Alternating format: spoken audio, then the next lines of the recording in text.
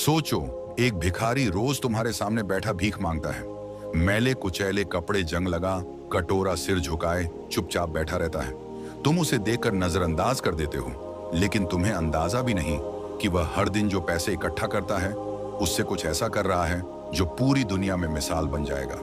एक दिन जब उसकी सच्चाई सामने आई तो पूरा शहर हिल गया। आखिर कौन था वो और क्यों उसने अपनी पूरी जिंदगी भीख मांगने में लगा दी? तो आखिर सच क्या था, आइए जानते हैं। इस भिखारी की अनसुनी कहानी। शहर के सबसे व्यस्त चौराहे पर एक पुराने मंदिर के बाहर फकीरा नाम का एक भिखारी हर सुबह अपनी जगह पर आकर बैठ जाता था। मैले कुचैले कपड़े, बढ़ी हुई दाढ़ी, बिखरे बाल और हाथ में एक जंग लगा कटोरा।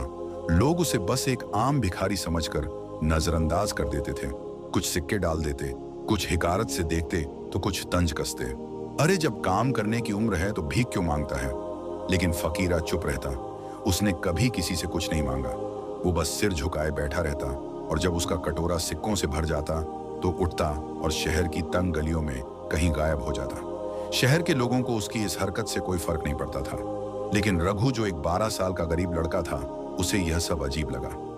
रघु खुद स्कूल नहीं जा पाता था, इसलिए कचरे में से काम की चीजें इकट्ठा कर बेचता था। एक दिन जब फकीरा सिक्के लेकर उठा तो रघु ने चुपचाप उसका पीछा किया।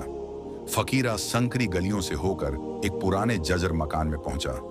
रघु ने खिड़की से झांक कर अंदर देखा और उसकी आंखें फटी की फटी रह गईं। अंदर करीब 60 से 70 बच्चे पढ़ाई कर रहे थे। उनके कपड़े फटे पुराने थे, लेकिन उनके चेहरे पर खुशी थी।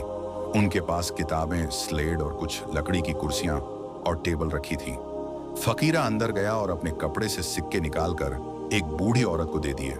बूढ़ी औरत ने आशीर्वाद देते हुए कहा, भगवान तुम्हारा भला करे फकीरा, तुम्हारी वजह से यह बच्चे पढ़ पा रहे हैं। फकीरा मुस्कुराया और बोला, बस इन्हें पढ़ाते रहो अम्मा, यही मेरे लिए सबसे बड़ा आशीर्वाद है। रघु यह सब देखकर हैरान था। तो यह आदमी भिखारी नहीं है, यह तो अनाथ बच्चों की जिंदगी संवार रहा है। अगले दिन रघु ने हिम्मत करके फकीरा से पूछा, तुम कौन हो और यह सब क्यों कर रहे हो? फकीरा पहले तो चुप रहा, फिर एक लंबी सांस लेकर बोला, मेरा असली नाम रणवीर सिंह है। कभी मैं इस शहर का सबसे बड़ा व्यापारी था। करोड़ों की संपत्ति थी, बड़ी हवेली, गाड़ियां, नौकर चाकर, सब कुछ। रघु हैरान था। तो फिर तुम भीख क्यों मांगते हो?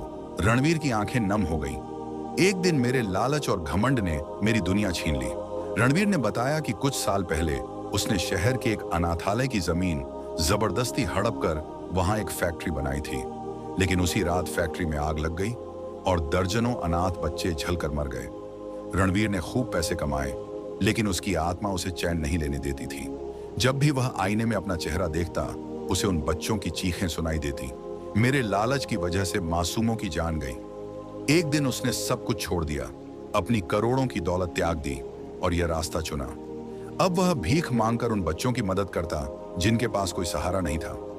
एक दिन शहर में बाढ़ आ गई, कई घर तबाह हो गए और फकीरा के स्कूल में पानी भर गया।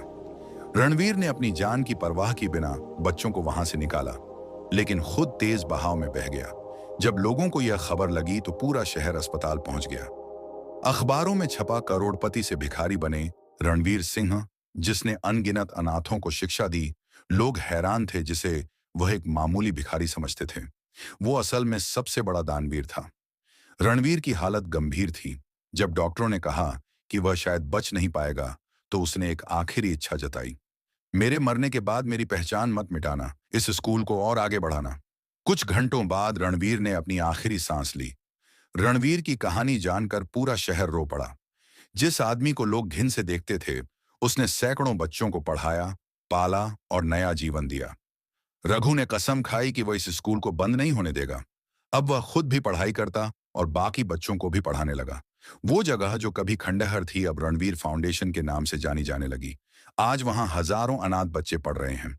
सीख असली हीरो वो नहीं होता जो नाम कमाए, बल्कि वो होता है जो गुमनाम रहकर दूसरों की जिंदगी बदल दे। रणवीर चला गया, लेकिन उसकी कहानी हमेशा लोगों के दिलों में जिंदा रहेगी। रणवीर की यह कहानी हमें सिखाती है कि सच्ची महानता नाम या दौलत में नहीं, बल्कि दूसरों की जिंदगी बदलने में है। अगर आपको यह कहानी प्रेरित करती है तो इसे शेयर करें और कमेंट में बताएं, आपके हिसाब से असली हीरो कौन होता है? संगीत,